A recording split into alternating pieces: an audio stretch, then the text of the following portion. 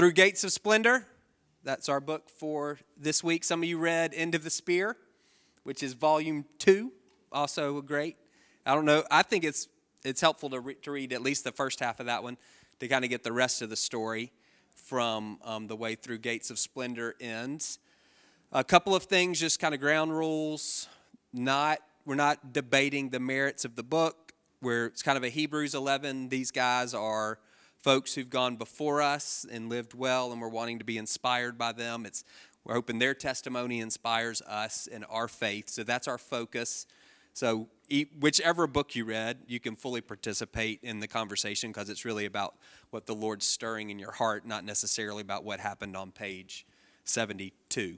So faith is our theme for the year. We're defining faith as taking God at His word, living as if what He says is true. And we're saying faith always is expressed. Sometimes it's a very outward expression. It can look in these books, it often looks heroic and impressive. That's not always the case for us, for sure. Expression can look very passive. It looks like waiting on the Lord, trusting Him to do what He said He would do. And it can also look like intercession. And we'll have an opportunity to do that at the end of the night. I normally share just a couple of thoughts that I have for no other reason except that maybe it helps get a conversation started if that's what's needed. Each table will be facilitated. There'll be some questions up on the screen. You do not have to go through all of them, and you don't have to answer a question if you don't want to. It's just it's just a design to help people talk, and so your table leader can help, again, facilitate and guide you through that. So I had two thoughts on this. One, I was thinking about, I think I heard Chris say it when she walked in, all of these guys that we're reading about, massive risks. I mean, in some ways, almost difficult to imagine doing some of the things that they did now. This one, to me, it's almost like a different band of commitment. So the counting the cost thing was what I was thinking about. Early in the book, very early, he says something about the spirit of the great short-lived dwelling within him. So even thinking about Jesus with that title, the one who only lived a short time, and that was Jim Elliott who wrote that. So just that coloring that he saw the Lord through. He didn't live for a long time, and I don't know if you read that book, there were several places where all of them at one point or another basically said, well, yeah, we may have to die. There's one Nate saying at one point was like, I plan for safety, but I'm also ready to give my life. And you're reading it, so who knows what's behind it, but it seems very matter of fact from those guys. So that idea of counting the cost is what stuck out to me. Particularly, I was thinking about where we live, and what does that mean in a affluent, dozens of churches within rock-throwing distance, freedom of religion. So what does it mean to count the cost for us?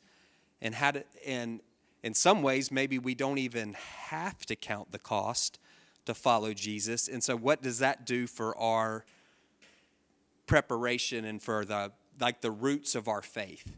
If that's not something that's needed with our initial yeses, are we lacking something? So that was a thought that I had that you may or may not want to talk about. It's not, we live where we live, and so these are the conditions.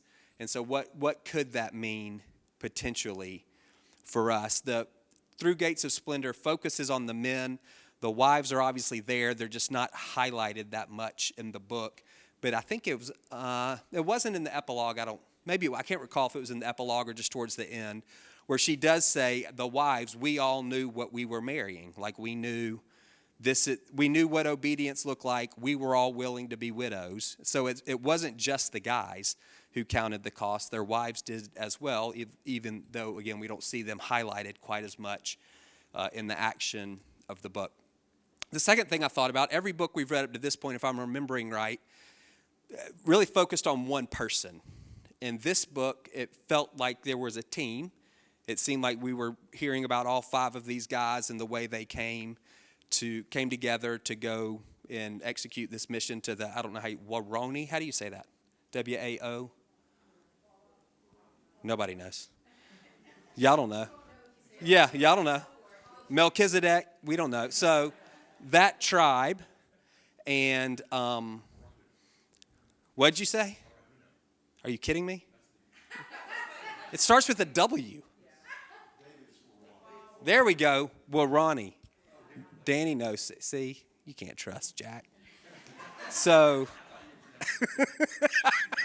we were definitely pronouncing different words, both incorrectly probably. So team. And there was one place in there, I think, right before they do the take the trip to make in-person contact. It says something like we were just five guys. We were like five ordinary folks. It says that at the end of the epilogue. We're just five ordinary missionaries, plain missionaries, I think she says. And this is what they were going to do.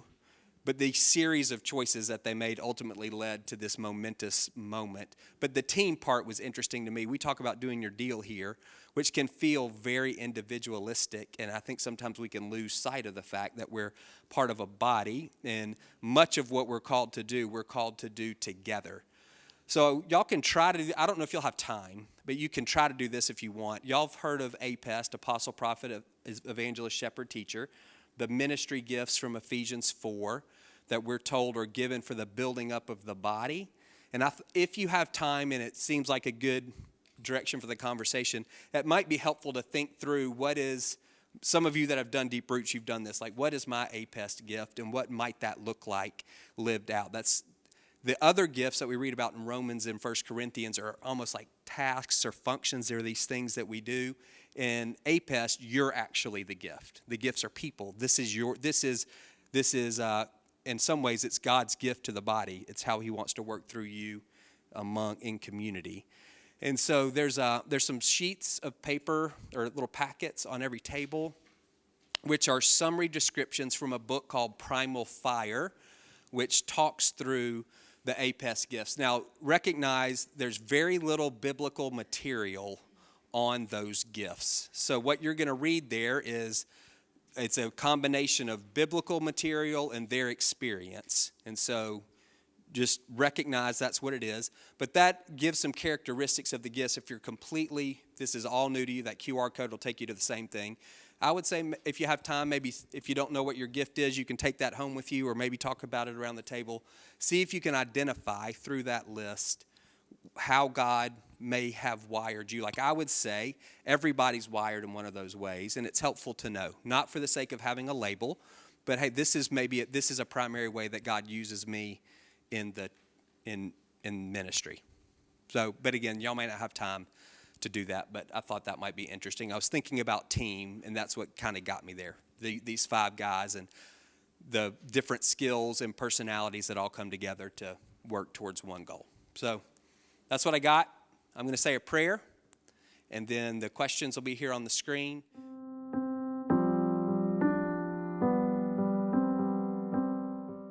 Again, what we're looking for, takeaways. What did the Lord say to you? If you feel like you've got something somewhat concrete, you can share that and ask the table to pray for you about taking next steps. If it's not concrete, you can ask the table to pray for you that you get some more clarity. And then that's a great thing that you can do. Let me see what these others are. So these are some of our long-term ministry partners who are in South America, the Ivies, 2 generations of. Arthur and Mary Alice are actually here now, but they still go back and forth to Peru. And so that may be, as a response to this, you may want to pray for them over this next month. And I think there's probably, is there an Operation World thing too, or no? For Ecuador. So that's